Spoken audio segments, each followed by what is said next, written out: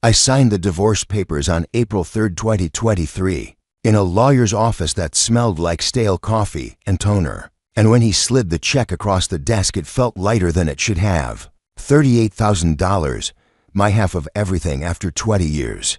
And he asked me what I planned to do next, the way people ask when they already know. There isn't a good answer. And I told him the truth, that I didn't know, because I honestly didn't. And that answer scared me more than the divorce itself, because at least the divorce had an ending, a signature, a date. But this didn't. It was just empty space. And by that afternoon, the house was no longer mine. My name wasn't on anything except that check. And by night, I was in a motel on the edge of town, counting how many nights I could afford if I did nothing. And the math was ugly. Everything wanted deposits. First month, last month, security, numbers that stacked faster than my balance. And each day I drove to look at apartments I couldn't afford and came back to the same motel room, with the same thin blanket and the same feeling that time was moving whether I was ready or not. And after a week, I stopped pretending I was shopping for a home and admitted I was just delaying a decision I didn't want to make. Because if I rented something normal, the money would be gone before I unpacked. And then what? And that question followed me everywhere. Into the shower, into my sleep, into the moments when I stared at the ceiling counting cracks. And one night I opened my laptop and typed words I never thought I'd type: foreclosure auction farm. Not because I wanted to be a farmer, but because I needed something that didn't require a landlord or a credit check. Something that asked for one thing up front and nothing monthly. And that's when I saw it. 2 hours north, 80 acres, house, barn, equipment. Minimum bid $25,000. Listed for 6 months, no takers. And I stared at the photos longer than I should have. The roof sagging, the barn leaning, fields that looked more like neglect than land, and an old tractor in a shed covered in dust and bird droppings. And none of it looked good. But $25,000 was less than $38,000. And that alone made my chest tighten, because it meant survival math, not dream math. And when I showed it to my daughter Emily, she didn't even try to hide her reaction. She told me I'd lost my mind, that the place was a disaster, that I didn't know anything about farming. And she was right on every count. But I also knew something else. That staying where I was meant bleeding money with nothing to show for it. And this at least was solid in one way. Len doesn't disappear overnight. And 3 days later I drove up there with her in the passenger seat. The silence between us heavy with everything she didn't say. And when we pulled in, it was worse than the photos. The house had a hole in the roof you could see daylight through.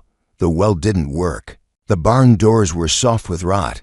And the tractor, a 1955 Alice Chalmers WD according to the bank agent, hadn't run in 5 years. And Emily kept telling me we should leave, that this wasn't a plan. And I didn't argue, because I didn't have a counter-argument that would satisfy her. All I had was the feeling that if I walked away, I'd be walking back into a corner I couldn't see a way out of. And when the agent asked if I wanted to bid, I heard myself say yes before my brain caught up. And on April 22nd, I became the only bidder and the owner of a failing farm, a broken house, a barn that might fall down, and a tractor that didn't work.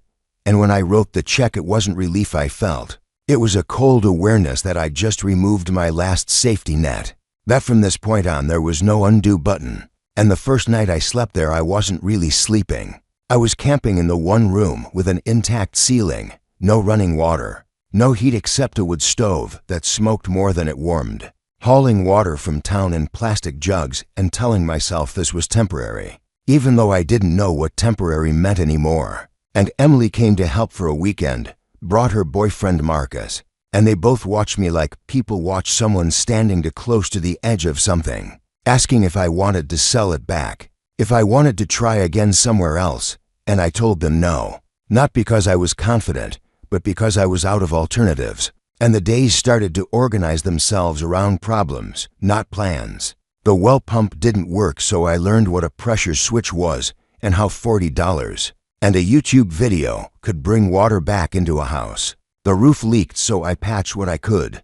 The stove needed wood, so I burned scrap from the barn. And none of it felt heroic. It felt necessary, like breathing. And at night I lay there doing math, subtracting costs, guessing at timelines, wondering how long I could keep going before the money ran out. And the tractor sat there like a question I didn't know how to answer, because everything on that land depended on it, and it was dead. And when I asked Marcus if he could help, he laughed at first, and then saw I wasn't joking. And he came back the next weekend, and the one after that. And we changed oil, cleaned a carburetor I didn't understand, replaced spark plugs, charged the battery. And every time it didn't start, I felt a little more foolish, like I'd bet everything on something I didn't even know how to turn on. And then one day it coughed and caught and ran rough and loud and smoky. And I cried in the machine shed over a 68-year-old tractor, because it was the first time since the divorce that something I touched worked instead of falling apart. And that moment didn't fix anything long term. It didn't add money to my account or food to my fridge, but it changed the tone of the days that followed, because it meant learning could replace panic if I stayed long enough. And shortly after that, my neighbor Tom Henderson showed up, 73 years old, farming the land east of me, curious about who was crazy enough to buy the old Peterson place. And when I told him I didn't know what I was doing, he laughed, not unkindly, and helped me anyway. Showed me how to attach a disc, how to set depth, asked what I planned to plant. And when I said I didn't know, he told me to plant hay because hay forgives beginners. And he didn't say it like advice you can ignore. He said it like a fact. And suddenly the problem list grew longer but clearer. Disc the fields, seed them, wait. And when I planted those 40 acres, I felt both ridiculous and terrified. Because money was dropping faster than progress. Because learning took time and time cost money. And by the end of June, I had $12,000 left and no income. And Emily started worrying again, and I couldn't blame her. Because on paper this looked like a slow-motion failure. And the only reason I didn't stop was because stopping would have meant admitting I'd made a mistake I couldn't afford to make. And when I built a small roadside stand and sold tomatoes and cucumbers and beans, and made $43 the first day, it wasn't the amount that mattered. It was the proof that something grown in that dirt could turn into cash in my hand. And as summer went on, and the hay grew, and the stand did a little better, I kept my expectations low on purpose, because hope without math felt dangerous. And when August came and Tom brought his equipment, and we cut and raked and baled 320 bales, and he bought 100 of them at market rate and handed me a check for $600, I sat in my truck and cried again. Not because it was a lot, it wasn't, but because it was earned in a way that didn't disappear the next month. And that's where this part of the story ends, not with success, not with comfort, but with something quieter and harder to explain. With the realization that I hadn't fixed my life, I just slowed the bleeding, that I was still one bad decision away from losing everything. But for the first time since that lawyer's office, I wasn't frozen. I was moving, and movement, even slow, felt like a kind of survival. After the first hay check cleared, I didn't feel safer. I felt exposed. Because $600 doesn't change the trajectory of anything. It just buys time, and time was the one thing I was constantly running out of. So the days after that weren't celebratory. They were transactional. I paid for fuel, paid for seed debt, paid for groceries, watched the number drop again. And the farm didn't suddenly feel like a solution. It felt like a responsibility that didn't care how tired or unsure I was, because it needed the same things every day regardless of my mood. Water, maintenance, decisions, and the house still wasn't right. The well worked, but the pressure was inconsistent. The roof patch held but barely. The stove ate wood faster than I could cut it. And I learned quickly that nothing on that land stayed fixed just because you wanted it to. Everything required checking, retightening, watching. And I started making lists not because I liked organization, but because if I didn't write things down, they disappeared under exhaustion. And Emily came less often after that, not because she didn't care, but because she was trying to live a normal 19-year-old life, while I was living something that didn't fit into weekends. And when she did come, she looked at me differently, less like someone she needed to rescue, and more like someone she didn't quite understand, but couldn't dismiss anymore. And Marcus kept showing up without being asked. Not dramatic, just there, helping fix a fence post, greasing fittings on the tractor, explaining things in a way that didn't make me feel small. And that mattered more than he probably knew, because confidence doesn't grow from praise. It grows from being trusted with real information. and the tractor became less of a miracle and more of a tool, which was a good thing, because miracles don't last but tools do. And it ran rough and smoked and needed constant attention. But it pulled, and pulling meant work could happen. And work meant possibility. And Tom came by most mornings. Not to hover, just to check, to answer a question, to correct something before it became expensive. And he didn't frame it as charity. He framed it as efficiency. Told me mistakes cost more than lessons if you don't catch them early. And when he talked about weather and soil and timing, he wasn't romantic about it. He was precise, almost blunt, because farming didn't reward feelings, it rewarded awareness. And I started to see how late I was to all of this, how much knowledge I didn't have. And that fear crept in quietly at night when I thought about winter. Because summer was forgiving, you could make mistakes and still eat tomatoes. But winter didn't forgive anything, and I didn't have insulation, didn't have savings, didn't have a margin. And the math kept me awake more than the cold ever did. And when Tom mentioned a second cutting might be possible if the weather held, it didn't sound like hope. It sounded like a conditional statement that could go either way. And I learned to live in that space where nothing was guaranteed, but effort still mattered. And as August turned into September, the stand picked up. Not dramatically, but steadily. People started recognizing the place, calling it Sarah's farm instead of the Peterson place. And that mattered in a way I hadn't anticipated. Because names imply ownership, not legal ownership, but belonging. And when people asked how long I'd been farming, and I said a few months, and they nodded like that was impressive, it surprised me. Because I still felt like I was catching up, not progressing. And the money from vegetables accumulated slowly. A couple hundred a week, enough to offset groceries, not enough to build a buffer. And when the first frost warning came, I felt a physical tightening in my chest. Because frost meant the end of that income stream. And Tom suggested firewood the way he suggested hay earlier, as a practical response, not a dream.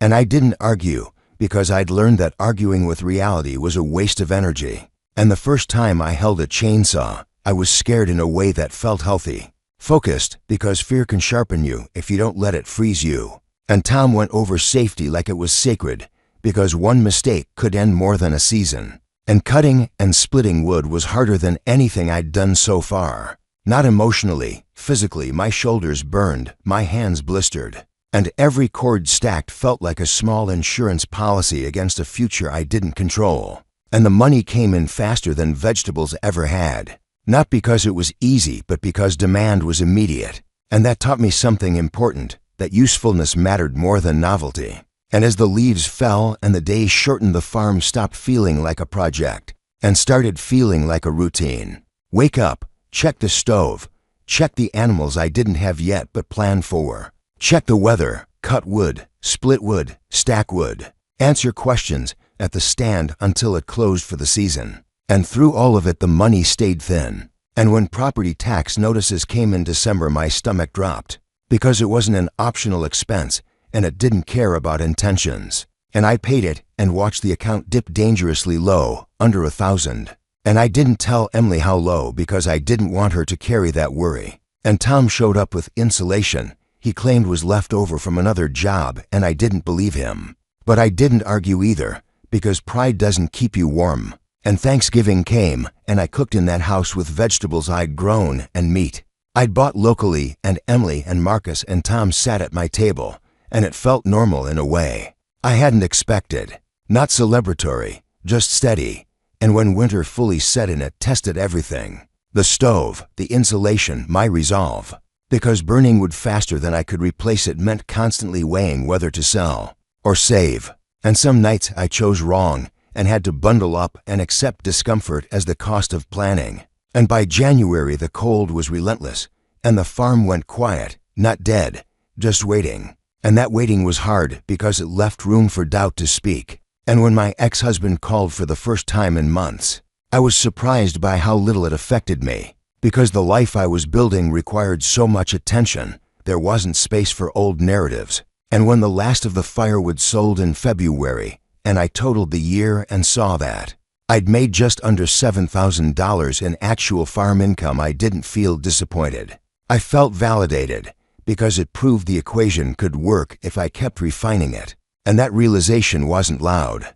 It didn't come with relief or celebration. It came with a quiet shift, the sense that I was no longer improvising blindly, that patterns were forming, that effort led to outcomes often enough to trust it. And as spring approached again, and the tractor sat waiting in the shed, I realized I wasn't afraid of starting the season anymore, not because I'd solved everything, but because I'd survived the worst part, the unknown, the first winter, the stretch where quitting would have been easiest and most logical. And instead of feeling proud, I felt ready, which was better, because pride looks backward and readiness looks forward. And that was the difference between who I was when I arrived and who I was becoming. By the time the ground thawed enough to work again, I realized how much the first year had rewired my expectations. Because instead of asking what I wanted to do next, I asked what the land could realistically support. And that shift mattered more than any skill I'd learned, because it forced me to think in terms of constraints instead of wishes. And Tom noticed it before I did. The way I asked questions had changed. Fewer hypotheticals, more specifics, timing, rates, margins. And when he said we needed to plan spring planting early, I didn't push back with optimism. I pulled out numbers, acreage, seed costs, fuel estimates. And for the first time, the math didn't feel like an enemy. It felt like a tool, blunt but honest. And we decided to expand hay because it had proven itself. Not because it was exciting, but because it forgave mistakes and paid reliably. And I doubled the garden without pretending it would scale magically. I just wanted it to matter a little more. And I added chickens because eggs solved problems at once, food and cash. And when I ordered the chicks and set up the brooder, I felt that familiar mix of excitement and fear. Because living things raised the stakes in a way equipment never did. And Marcus helped build the coop without being asked, showing up with lumber and a level like it was obvious. And by then he'd stopped treating the farm like something he was helping me survive, and started treating it like something we were building. And I noticed that shift in small ways. The way he talked about next season instead of next week. The way he corrected me when I undersold what I'd already accomplished. And Emily came home more often that spring too, not out of worry, but curiosity. Because the story had changed from concern to interest. And when she helped me with bookkeeping, she pointed out patterns I hadn't seen. Which crops paid back fastest, which expenses kept recurring. And hearing my daughter talk about cash flow and margins using my life as an example was strange and grounding at the same time, because it turned what I was doing into something measurable, something that existed beyond survival narratives. And the tractor ran better that year because we'd learned its moods, what it tolerated, what it didn't. And Marcus did a full tune-up over winter that made it start on the first try more often than not. And every time it did, I felt a small release of tension I hadn't realized I was carrying. Because reliability is a form of safety when you don't have backups. And planting 60 acres felt different than 40. Not just bigger but heavier, because failure would cost more. And when we seeded oats and soybeans alongside hay, it wasn't because I was confident. It was because diversification reduced risk. And I was finally thinking like someone who planned to be there next year. And that realization brought its own pressure, because now there was something to protect, something to lose that I'd built with intention. And the roadside stand reopened in a better spot with a clearer sign and more consistent hours. And sales improved not because of marketing, but because of trust. People came back, told others. And when I heard someone say they preferred my eggs because they knew where they came from, it clicked that transparency was an asset I hadn't even considered. And income rose in increments. Not leaps, enough to notice, not enough to relax. And the second year's harvest was better across the board. 500 bales instead of 320. Vegetables that didn't struggle as much, eggs that sold out weekly. And when I compared the numbers to the first year and saw a 50% increase, I didn't feel triumphant. I felt cautious, because growth without stability can be dangerous. And Tom echoed that when he reminded me that bad years come too. That farming punishes complacency more than ignorance. And it was around that time that he mentioned his retirement casually. The way people float big ideas to see how they land. And when he asked if I'd ever consider buying his place someday, my first reaction was panic. Because I could barely afford what I had. But the way he talked about seller financing, timelines, patience, made it sound less like an offer and more like a horizon. Something to aim for without needing to reach immediately. And that changed how I saw the future, because until then my plans ended at the next winter. And suddenly there was a 5-year thought forming, tentative but present. And as the 3rd year approached, the farm crossed a line I hadn't named before. It started paying for itself, not generously, but consistently, covering costs, funding repairs, paying me a small amount that felt more symbolic than substantial. But symbolism matters when you're redefining who you are. And on July 4th of that year, we hosted a community barbecue without overthinking it. Neighbors brought food, kids ran around. Tom gave a toast that embarrassed me because it reframed what I'd done in public terms. Stubbornness turned into stewardship, survival into contribution. And I realized then that people weren't watching to see if I'd fail anymore.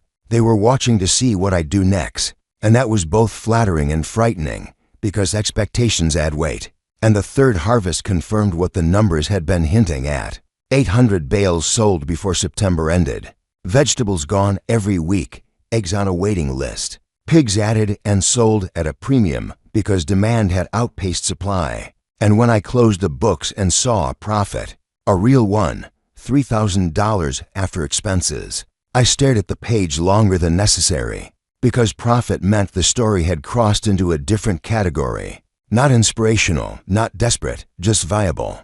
And viability is what most people actually want, even if they talk about dreams. And Marcus approached me about becoming a partner that fall. Not romantically, not impulsively, but with paperwork and savings and a plan. And saying yes to that required a different kind of trust, not just in him, but in the future of the farm, because partnerships assume continuity. And signing those papers felt heavier than buying the farm had. Because this time I wasn't acting out of fear, I was choosing commitment. And by the end of that year, as Tom prepared to retire and finalize the sale of his land to me, over 10 years, bringing the total to 240 acres, I looked back at the woman who'd stood in a lawyer's office holding a check like it was a joke, and barely recognized her, not because I'd become extraordinary, but because I'd learned how to stay, how to adapt, how to make decisions that stacked instead of canceling each other out. And when people asked how I'd done it, I resisted giving them a clean answer, because the truth was messier. It involved mistakes that didn't make good sound bites, nights where quitting felt reasonable, and a long stretch where nothing felt like progress until it did. And as the tractor sat in the shed after harvest, mud caked on the tires, dents still visible on the hood where I'd dropped a wrench years earlier, I understood something I hadn't before, that the farm wasn't the proof of my transformation, it was the process, the place where effort met consequence every day without commentary. And that realization didn't feel like an ending, it felt like alignment, like I'd finally stopped asking if I belonged there and started asking what needed to be done next. By the time the leaves dropped for the 3rd time, I stopped thinking of winter as a season and started thinking of it as a test that returned every year with different questions, because the first winter asked whether I could endure discomfort, the second asked whether I could plan, and the third asked whether I could protect what I'd built without hardening myself in the process. And that distinction mattered more than I expected, because growth brings a different kind of pressure than survival. The pressure to not lose ground, to not disappoint people who've started to rely on you.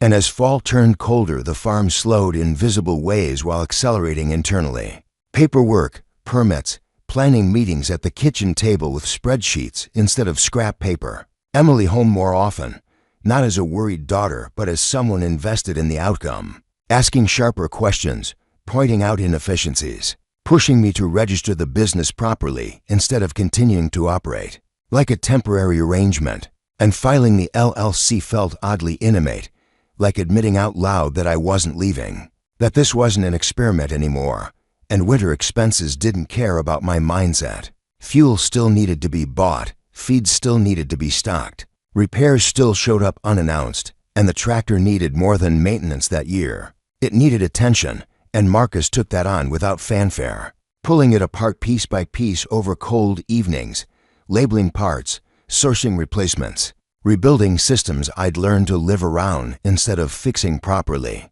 And watching him work forced me to confront how much I'd normalized fragility, how often I'd accepted good enough because failure felt worse. And that realization extended beyond the machine, because I'd been doing the same thing with myself, avoiding strain to avoid breaking. And winter doesn't reward avoidance, it rewards preparation. And when a cold snap hit hard in January and the power went out overnight, the systems we'd put in place held. The insulation Tom had insisted on mattered. The wood supply we'd stacked mattered. The planning Emily had pushed for mattered. And that night I didn't panic the way I had years earlier. I adjusted, checked, waited. And when the lights came back on, I felt something shift that had nothing to do with infrastructure. A quiet confidence that didn't need proof in the moment because it had been earned over time. And Tom visited less that winter, not because he was gone, but because he trusted the farm to run without constant oversight. And that absence was its own milestone, because mentorship ends not when lessons are exhausted, but when they're internalized. And as February passed and planning for the next season took shape, the conversations changed tone. No longer about what might work, but about what sequence made sense, which investments returned value fastest, which risks were acceptable. And when we finalized the terms to purchase Tom's land over 10 years, it didn't feel like an expansion. It felt like continuity, a responsibility to steward more than I'd arrived with. And the combined acreage shifted how people spoke about the place. Neighbors started referring to it as a fixture, not a curiosity. And with that came expectations I couldn't ignore, because feeding a community, employing people, paying them on time, meant my decisions now affected lives beyond my own. And that weight sat with me through the long winter nights when work slowed enough for doubt to find space again. Not the old doubt about whether I'd fail immediately, but a quieter one about sustainability, about whether I could keep choosing this level of effort year after year without burning out. And the answer didn't come as reassurance. It came as routine, morning checks, afternoon repairs, evening planning, small adjustments that kept the system balanced. And when the tractor rebuild was finished and it started clean and steady, smoother than it ever had, I asked Marcus to leave one dent untouched, the one I'd made years earlier when I didn't know what I was doing. And he understood without explanation, because some marks aren't damage, they're context. And as spring approached again, and the fields prepared for another cycle, I realized the story people like to tell about me. The divorced woman who rebuilt her life wasn't wrong, but it was incomplete, because the real transformation hadn't been dramatic. It had been incremental, built through winters, survived without collapsing, decisions made without panic, and the acceptance that stability isn't the absence of struggle. It's the ability to move through it without losing direction. And standing there as the season turned, I didn't feel finished. I felt calibrated, aware of my limits, aware of my capacity, and ready to enter the next phase, not as someone proving a point, but as someone maintaining a system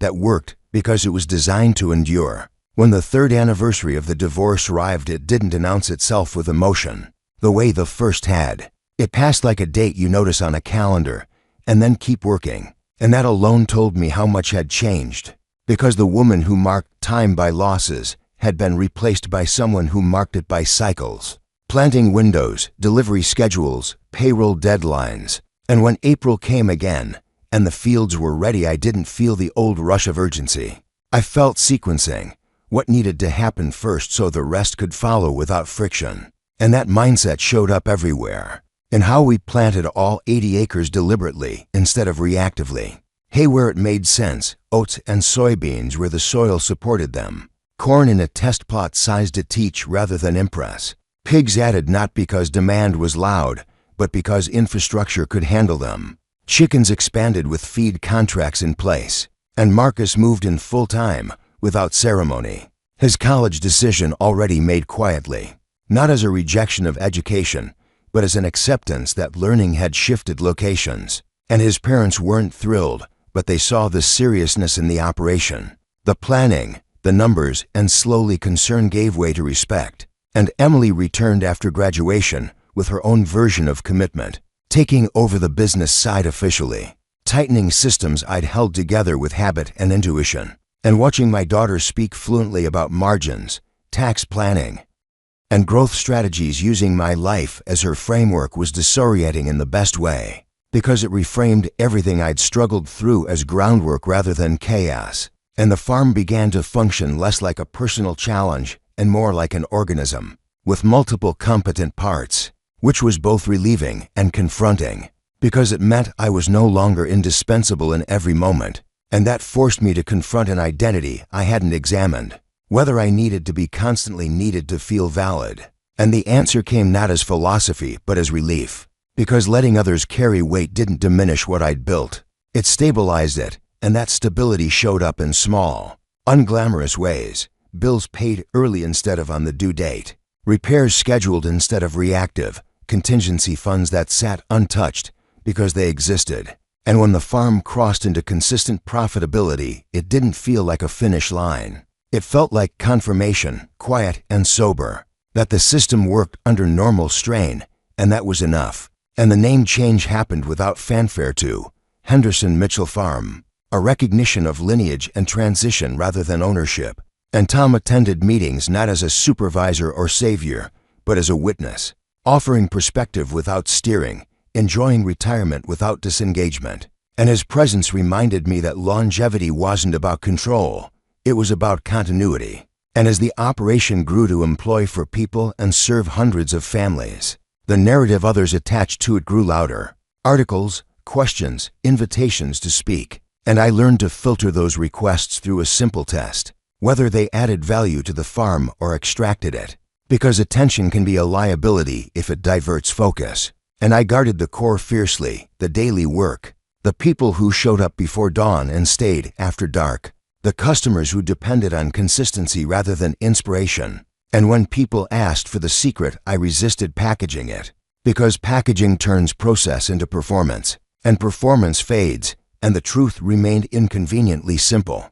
I kept going when stopping made sense. I learned faster than I panicked. I accepted help without surrendering responsibility. And I let time do the work it always does if you don't interrupt it with despair. And the tractor, the same one that hadn't run when I arrived, sat rebuilt and reliable in the shed, Marcus having restored it carefully over the winter, replacing what was necessary, reinforcing what mattered. And when he asked if I wanted it perfect, I told him to leave the dent, the one from the wrench I dropped years earlier when I didn't know what I was doing, because removing it felt dishonest, like erasing context. And that choice mirrored something internal, an acceptance that competence doesn't require forgetting where you started. And on Valentine's Day one year, Tom brought chocolate, Emily sent flowers, Marcus cooked dinner, and none of it was romantic in the traditional sense, but it was full, and fullness replaced longing in a way I hadn't predicted.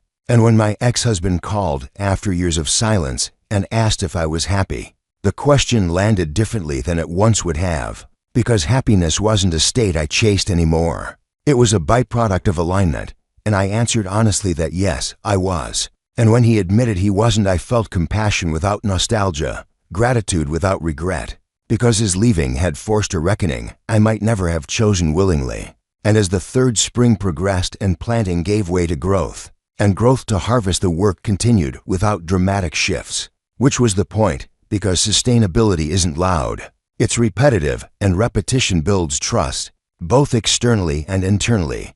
And on July 4th of that year, we hosted another gathering, larger this time, less tentative, neighbors, workers, families, children who'd grown accustomed to running between rows. And when I looked across the land, it no longer felt like something I'd saved. It felt like something that saved me back through structure, purpose, and accountability. And that reciprocal relationship grounded me in a way no affirmation ever had. And as the season closed with the best harvest yet, and the books balanced cleanly, I resisted framing it as triumph, because triumph suggests an end, and nothing here was ending. It was cycling forward, and on April 3rd, exactly 3 years after I signed those papers, I sat at the same kitchen table where so many decisions had been made and closed the journal.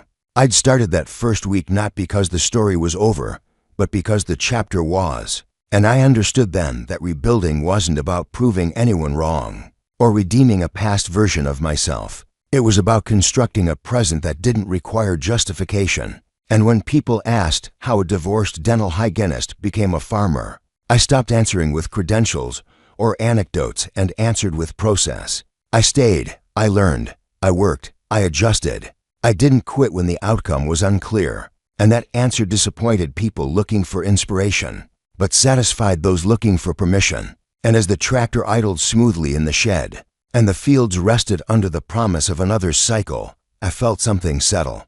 Not pride, not relief, but recognition that I was exactly where I needed to be, doing exactly what the work required, and that whatever came next would be met the same way everything else had been. One decision at a time, grounded in reality, supported by community, and carried forward not by belief alone, but by systems that held when belief wavered. And that was enough, more than enough, because it meant the life I was living didn't depend on being extraordinary. It depended on being present, consistent, and willing to continue. And that choice, made daily, was the real engine behind everything that followed.